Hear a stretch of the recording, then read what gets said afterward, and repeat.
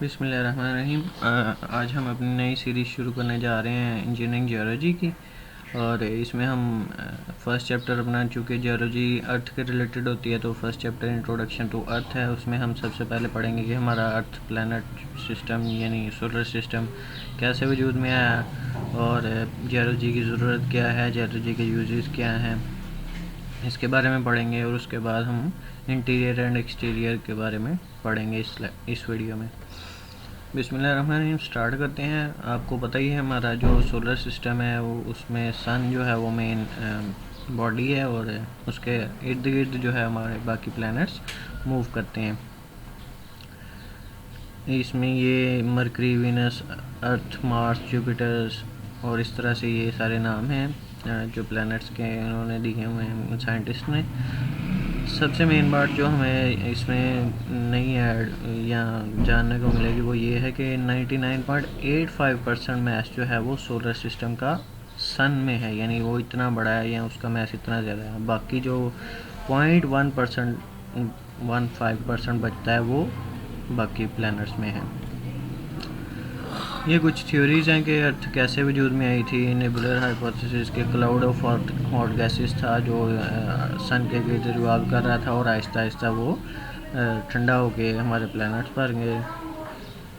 ये तकरीबन gas, dust, cloud, इसमें उसने कहा था कि डस्ट की डिस्क शेप जो है वो थी क्लाउड, और वो आहिस्ता आहिस्ता ठंडा होके जो है हमारे प्लैनेट्स बन गए। इसमें उसने कहा बाइनरी स्टार हाइपोथेसिस में कि दूसरा वो स्टार था और उसके हिस्से टूटे, और उसकी वजह से हमारा जो है वो प्लैनेट्स बन गया Aahista Aahista. Big bang theory का आप सब लोगों को अंदाज़ा होगा कि हमारे सन में एक धमाका हुआ और उसकी वजह से इसके पीसेस टूट गए, और फिर आहिस्ता आहिस्ता वो पीसेस जो है वो हमारे प्लैनेट्स बन गए। यहाँ तक हमारा ओरिजिन ऑफ द यूनिवर्स या अर्थ जो है वो कंप्लीट हो गया। उसके नेक्स्ट हम नीड ऑफ जियोलॉजी। तो जियोलॉजी, जियोफिज़िक्स, जियोग्राफी, ये तीन लफ्ज़ मैंने बोले हैं। तो तीनों में जो मैं बताना चाह रहा हूँ ये कि जियो का लफ्ज़ आ रहा है। तो जियो मतलब होता है अर्थ, ठीक है, और लॉजी का मतलब होता है स्टडी। तो यहाँ पे इसकी डेफिनेशन हमें पता चल गई कि geology is scientific study of the अर्थ।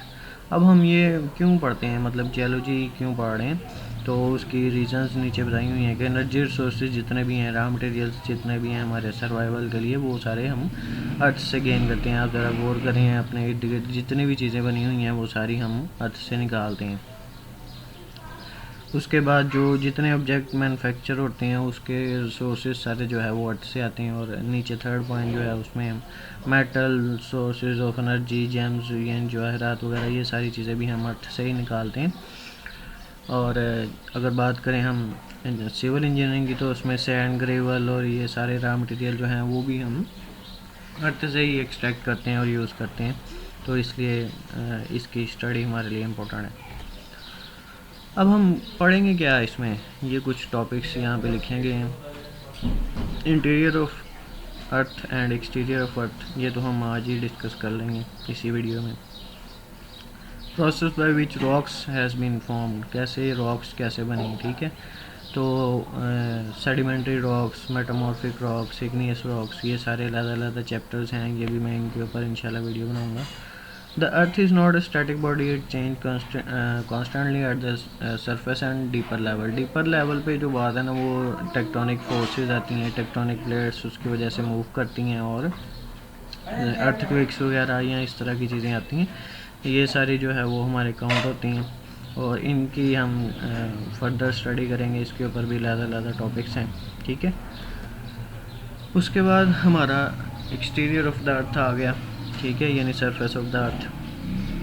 ये परफेक्ट स्फेयर नहीं है, एलिप्टिकल यानी अंडे की तरह की शक्ल है। इसकी radius at equator is equal to 6370 kilometre, while at pole 6348 kilometre. थोड़ा सा डिफरेंस है, लेकिन डिफरेंस है।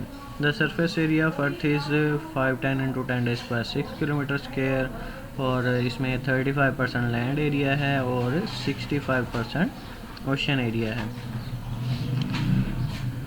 इसमें एवरेज हाइट ऑफ लैंड जो है above sea level is 0.86 kilometre है, और मैक्सिमम हाइट जो माउंट एवरेस्ट की है वो 8.9 किलोमीटर है। मीन डेप्थ यानी एवरेज डेप्थ ऑफ ओशन जो है वो 3.8 किलोमीटर है, और greatest known depth Pacific Ocean में जो है वो 11.04 किलोमीटर है। ये उसकी शक्ल आपको डायग्राम में शो की गई है। नेक्स्ट आगे हमारे interior of the earth. Interior of the earth में जो बात हमें समझने वाली है वो ये कि हर किलोमीटर के बाद 30 डिग्री सेंटीग्रेड टेम्परेचर बढ़ता है। अब इस तरह से अगर इस तरह से टेम्परेचर बढ़ता है तो रॉक्स को मेल्ट हो जाना चाहिए। ये जो थर्ड पॉइंट में लिखा हुआ है, this temperature is such that most of the rocks begin to melt at this stage. लेकिन ऐसा नहीं होता, हमारी ज़मीन तो ऊपर से सॉलिड है, यानी क्रस्ट जो है वो सॉलिड है। अच्छा, ये क्यों है? इसकी रीज़न ये है कि नीचे से प्रेशर टेम्परेचर तो लग रहा है, लेकिन ऊपर से उसका वेट, जो इतनी सारी रॉक्स हैं उसका वेट उसके ऊपर प्रेशर लगा रहा है, ठीक है। और उस प्रेशर की वजह से जो है वो ये रिमेन करती है सॉलिड फॉर्म में। नेक्स्ट हमारे पास आ गया जी interior of the earth. Interior of the earth में सबसे ऊपर वाली लेयर जिसके ऊपर हम रहते हैं और जिसके ऊपर हम मोस्टली डिपेंड करते हैं, सारे रिसोर्सेज वगैरह भी इसी से निकालते हैं, वो है क्रस्ट, ठीक है। ये एक अंडे की जैसे ऊपर वाला शेल होता है उसकी तरह है, ठीक है। यहाँ एप्पल की यहाँ पे स्किन के एग्जांपल दी हुई है तो वो समझ लें, ठीक है। ये यानी बहुत बारीक है अगर हम बाकी अर्थ की थिकनेस देखें, ठीक है। और हमारे जितने रिसोर्सेज हैं, जितने चीज़ें हैं, वो सारे के सारे हम इसी से निकालते हैं, ठीक है। अब इसकी दो टाइप्स हैं, एक ओशियनिक क्रस्ट होती है, एक कॉन्टिनेंटल क्रस्ट होती है। कॉन्टिनेंटल क्रस्ट ऐसी क्रस्ट होती है जो ज़मीन यानी पानी के नीचे, यानी जो ओशंस हैं हमारे, उनके नीचे जो थोड़ी सी ज़मीन होती है उसको बोलते हैं, ठीक है। और जो कॉन्टिनेंटल क्रस्ट है वो हमारी ये नॉर्मल ज़मीन, जिस जो कॉन्टिनेंट्स हैं हमारे उनके नीचे जो अर्थ है वो। नेक्स्ट हमारे पास ये लेयर है, ठीक है, वो पार्ट है, ये लेयर है, ये दोनों डिफरेंस में हैं। नेक्स्ट डायग्राम आएगी तो आपको समझ आएगी। लिथोस्फीयर ये क्रस्ट का कुछ सारा पोर्शन और upper most part of mental है, ठीक है। और ये रिजिड होता है यानी सॉलिड पोर्शन है। स्टेनोस्फीयर आ जाता है, फिर ये most upper part of mental है और उससे नीचे वाला हिस्सा, ठीक है। और ये भी लुब्रिकेटिंग लेयर के ऊपर होता है, ठीक है। मेंटल आ गया। मेंटल भी हमारा वो पार्ट है जिस तरह क्रस्ट थी। Mental is made up of solid rocks, ठीक है।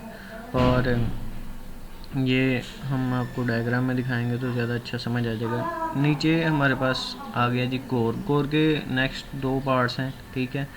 एक होती है लिक्विड कोर जो आउटर कोर है, और उसके बाद आती है सॉलिड कोर, और ये जो है वो ज़्यादातर आयरन की बनी होती है।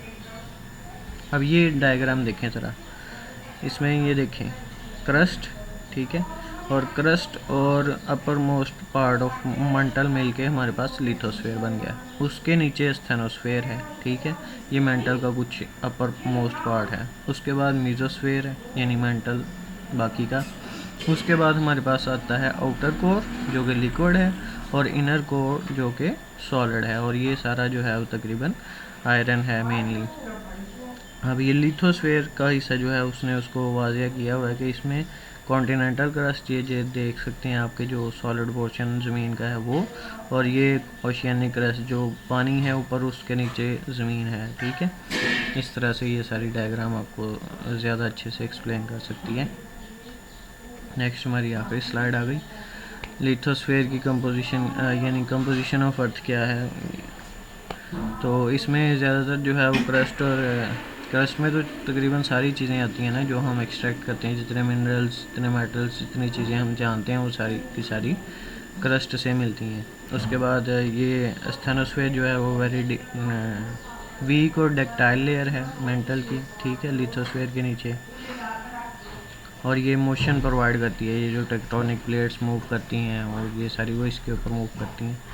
उसके बाद डीप मेंटल आ जाता है, ठीक है, इसकी ये लिखी हुई है 400 to 2900 किलोमीटर डेप्थ तक है ऑलमोस्ट। और फिर आउटर कोर मैंने आपको जैसे बता ही दिया कि लिक्विड है और मोस्टली जो है वो आयरन की बनी है, और इनर कोर भी आयरन की ही बनी हुई है ज़्यादातर। Thank you very much. Next time मिलेंगे अगली वीडियो के साथ।